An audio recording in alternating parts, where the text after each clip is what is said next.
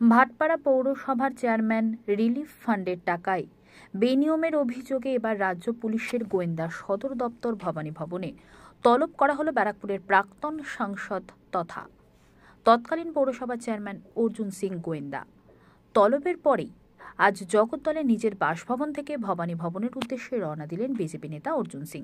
প্রসঙ্গত একাধিক মামলার পরিপ্রেক্ষিতে অর্জুন সিং ও তার পুত্র ভাটপাড়ার বিধায়ক পবন সিংকে বারংবার পুলিশের নোটিশ পাঠানো হচ্ছে। কাজে পাওয়া গেছিল তৃণমূলের নেতাদের কাজে পাওয়া। তো আমি যে কথাটা বলি তুড়ি মেরে আমরা ওই হাওয়ায় আবেগে কোনো কথা বলি না। আমি যা কথা বলি তার অথেন্টিসিটি থাকে।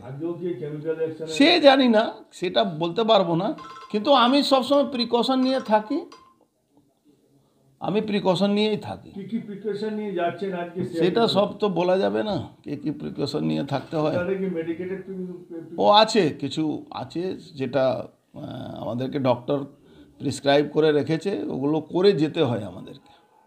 কেন এদের কোনো ঠিক নেই, এরা তো সামনাসামনি লড়বে না, এরা পিছনে পুলিশ। এদের অস্ত্রটা কি, এদের শস্ত্রটা কি?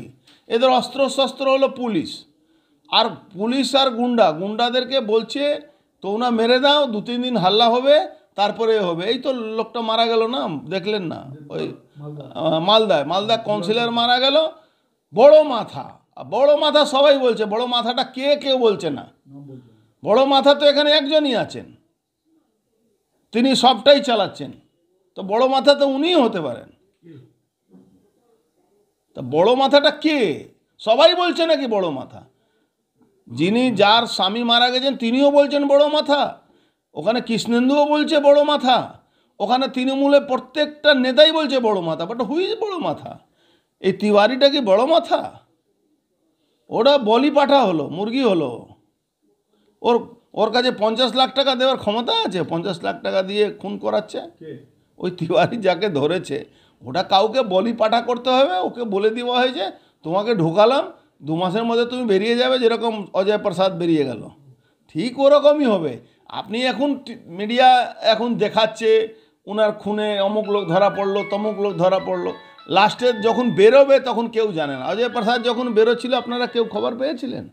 পাননি। হ্যাঁ, পাবলিক যখন তাড়া করেছিল অজয় প্রসাদের খুনিদেরকে, যখন ছাড়া পেয়ে আসার পরে, তখন আপনারা জানেন। তো এইটা এই সরকারে এইসব চলে, এই পার্টিটা এরকমই চলে। কেন? ভালোই তো, আমারই সব ছিলুয়া, আমি পয়দা করেছিলাম, এবার আমার সঙ্গে লড়ছে। বারবার টার্গেট হচ্ছে। কোনো টার্গেট করে এদের ক্ষমতা আছে আমার টার্গেট করা। এখনও বলছি পুলিশ প্রশাসন সরে যাক, 10 মিনিটের কোনো জায়গায় দাঁড়াতে পারবে না, না পাবলিকলি, না পার্সোনালি, না কোনো ব্যাপারে। 10 মিনিট এদের ক্ষমতা নিয়ে দাঁড়ানো। ছাড়ো তো, 6টা এমএলএ সরকার। আরে এসওপি ঠিক নেই, ইলেকশন কমিশন বিক্রি হয়ে যাচ্ছে, তাহলে এরা এমএলএ আছে, নাহলে এরা এমএলএ কতদিন থাকতে পারে? এমএলএ জিতে নাকি এরা? লুটের সাম্রাজ্য কায়েম করছে। এই শ্যামনগর স্টেশনে একটা পরোটা বিক্রি করে তার থেকে 25 পয়সা প্রত্যেক পরোটা দিতে হচ্ছে। এই এক্সাইড ব্যাটারিতে একটা কচুরি বিক্রি করে তাকে 25 পয়সা কচুরির দাম, প্রত্যেকটা কচুরিতে পয়সা দিতে হচ্ছে। নৈহাটিতে সেম অবস্থা চলেছে।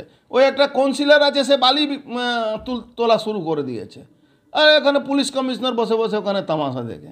অত সস্তায় পুলিশ কমিশনার কোথাও পাওয়া যাবে না।